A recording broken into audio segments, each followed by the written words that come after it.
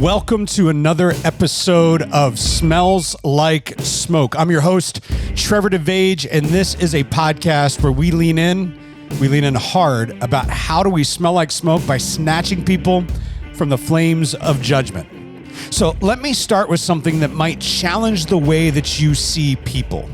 On our first episode, we talked about what this whole smells like smoke thing is all about. If you've not listened to it, go back and listen to it. It'll give you a framework for this episode.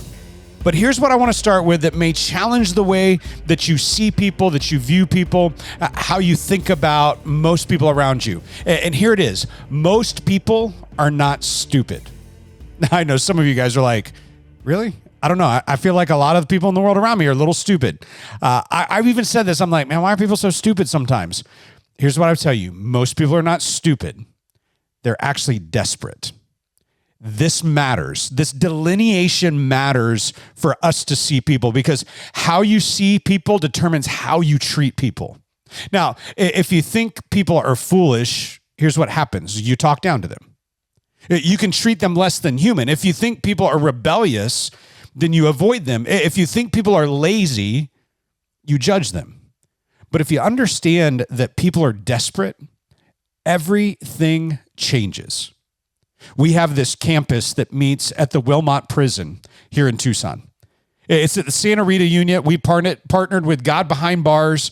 And last week, I had the opportunity to go worship with 85 prisoners. And I walked in campus, and here's what I realized really quickly as I was spending time with them, is that every one of them, like they were so excited that we're there. And here was the number one comment I heard. This is the first time people have looked at us, not through us.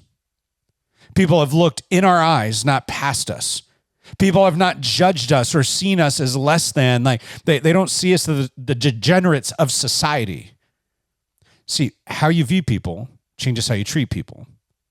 And if you understand that people are desperate, then everything changes with how you love them. You stop asking what's wrong with them, and you start asking what happened to them.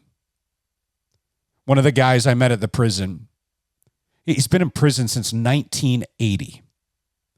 And I just looked at him and I said, hey man, how did you end up here? This is what he said. He said, I grew up a Christian. And I got asked to leave the church because I asked too many questions.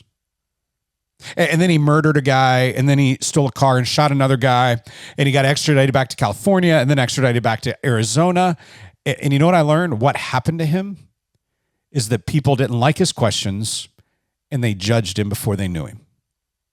So today we're talking about why people are burning. Why do we need to rescue people from the flames of judgment? Like, why are people getting that close to the fire? Why are people falling into hell? Now, here's what I'm telling you. We're not having this conversation to excuse behavior. We're not trying to minimize responsibility, but to understand the fire so we can actually rescue people from it. Like Jude 23 says, rescue others by snatching them from the flames of judgment. See, you cannot pull someone out of the flames if you keep misdiagnosing the problem. So there's this myth we believe, and here's the myth a lot of us carry. If people would just, that little sentence, if people would just do these things, if people would just make better choices. Well, that's funny. I could say that about myself. If I just made better choices, I wouldn't repeat the same things. If people would just try harder. Well, try harder sounds good. But try harder is not the answer. If people would just get their act together, if people would be more disciplined. See, then we think, well, if they would just do that, they would be fine. Now, that sounds logical, but it also misses reality. That's not reality. Because most people already know their life is not working. My guess is there's areas in your life that you know are not working. But for some reason, you want everybody else to make their life work when we can't get ours to work. See, they know the addiction is destroying them. They know it. I've got all sorts of people in my life that have been addicts. You know what's interesting? All of them know that it's destroying them. I know people, they know that the anger in their soul is costing them relationships. They know it. They look back on their life and they can see the trail of destruction from their anger, and they know the porn habit is isolating them. I know plenty of dudes that porn is the habit that is isolating them from relationships, from healthy relationships, from their wives, from their girlfriends, from people. Man, these people, they know that drinking is numbing something deeper. You don't have to tell them. There's a reason they come home, instead of having a drink, they have a bottle of drinks. Some people know that success still feels hollow. They keep trying and trying and trying. They keep filling the garage with more things and the house with more stuff and more square footage and more money in the bank. And yet there's still something missing. See, here's what you need to understand. People are not ignorant. They're hurting. Let me say that again. People are not ignorant. They are hurting. And pain has a way of driving people to places they never thought they would go. See, pain does not ask permission. Pain does not knock politely in your life. It kicks the door in, actually. And when pain goes unaddressed, it does not just disappear. It looks for an outlet. Every single time in my life that pain has hit me, if I don't address it, it looks for an outlet. And that outlet for some people might be substance. It might be drugs or alcohol. For some, it may be sex. The amount of people that I've talked to that deal with sexual addiction, they're looking for an outlet.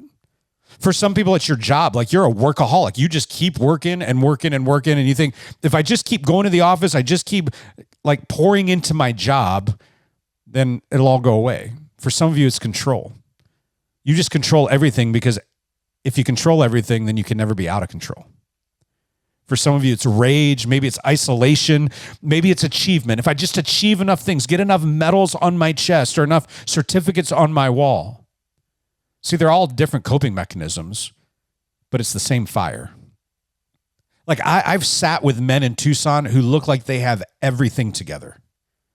They have a good job. They have a nice house. They have a respectable life.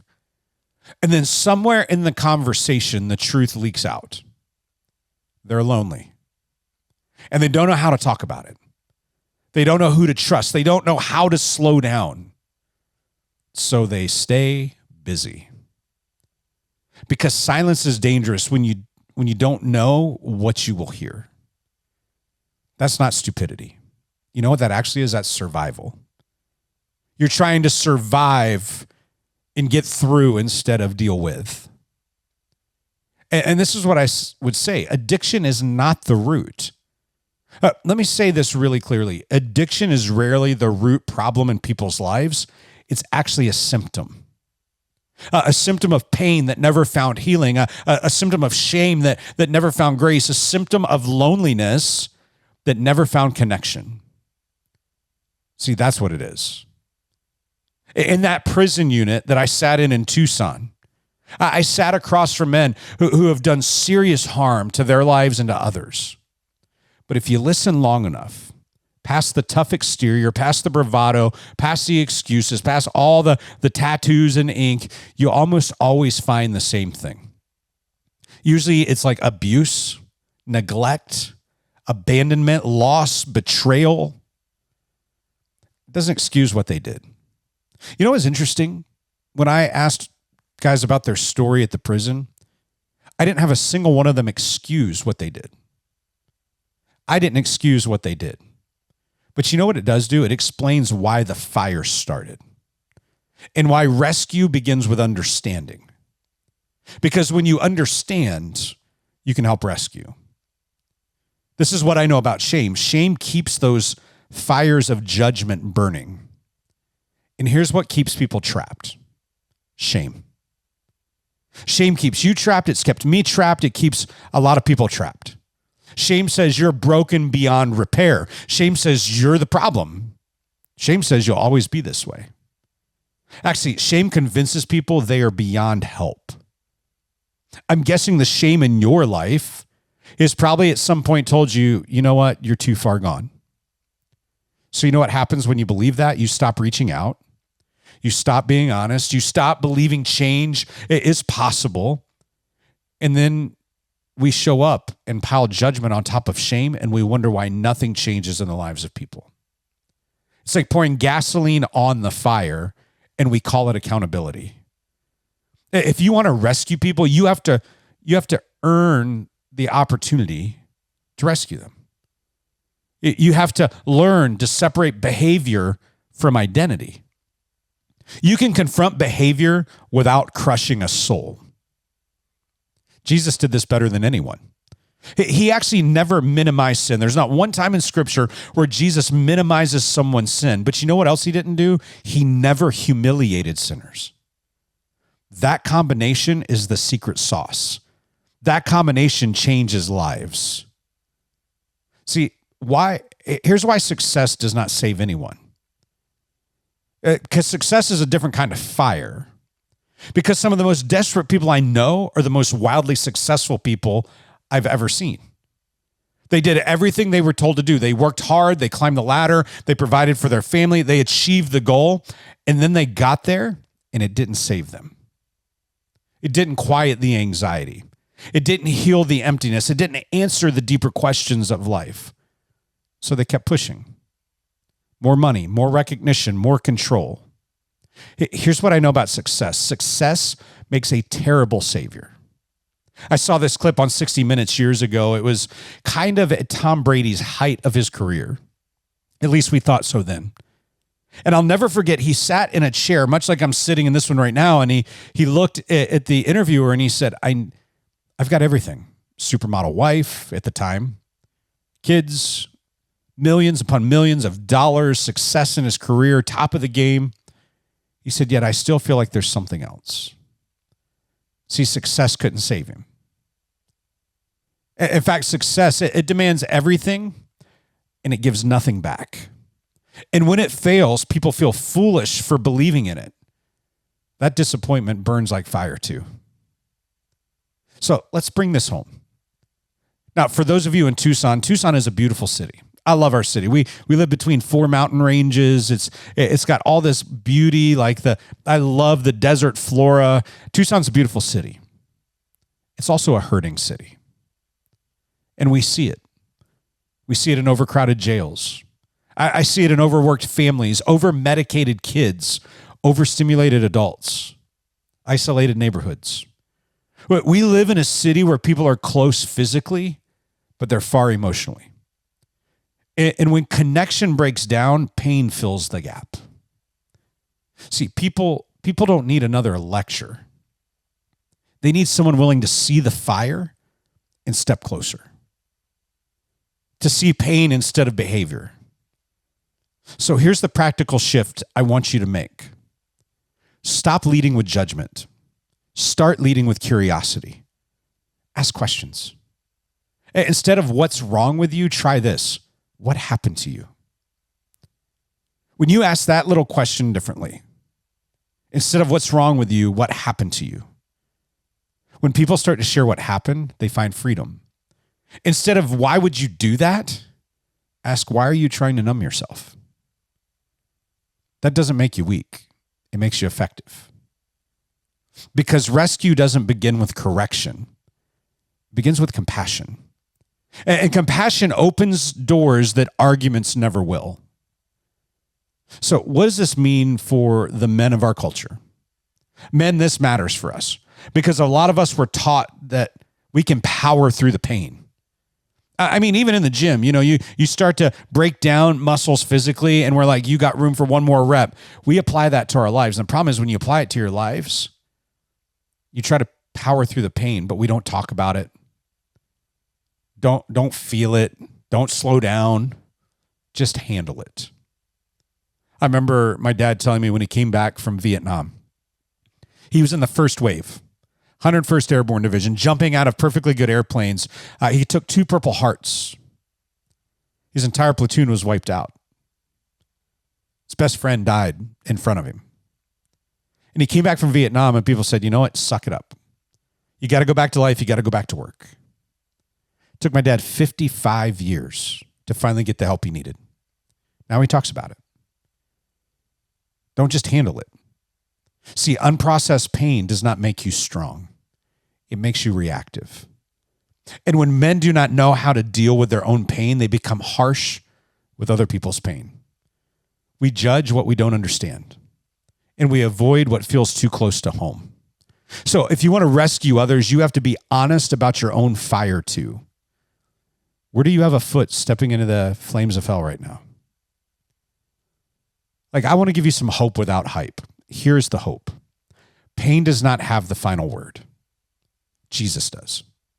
Jesus steps into pain, not around it. He doesn't get on the perimeter and go, man, it must be bad in there. He steps into the pain. He meets people in their desperation, not after they fix themselves. He offers healing that goes deeper than behavior modification. He does not shame people into change. He loves them into it. And when people experience that kind of love, the fire loses its grip. So here's your challenge this week. See one person differently. One person you normally judge. One person maybe you normally avoid. One person whose behavior frustrates the living daylights out of you. And ask a better question to them. Not what's wrong with you, but what happened. Could I encourage you to listen to them longer? Assume pain before assuming stupidity. Because most people are not stupid. They're desperate. And desperate people don't need critics. You know what they need? They need rescuers. That's our challenge this week.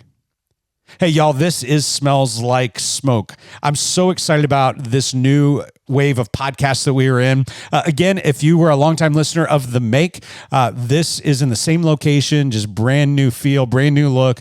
But we're going to keep leaning in on how to see the fire clearly and how we can actually pull people out of the flames of judgment. Hey, if you like this podcast, do me a favor, like it, subscribe to it. But the best thing you can do for us, share this. Share it on social media. Tag us. We have an Instagram, Smells Like Smoke Pod. Smells Like Smoke Pod on Instagram. Just go right there. I almost gave you a website. We don't have a website.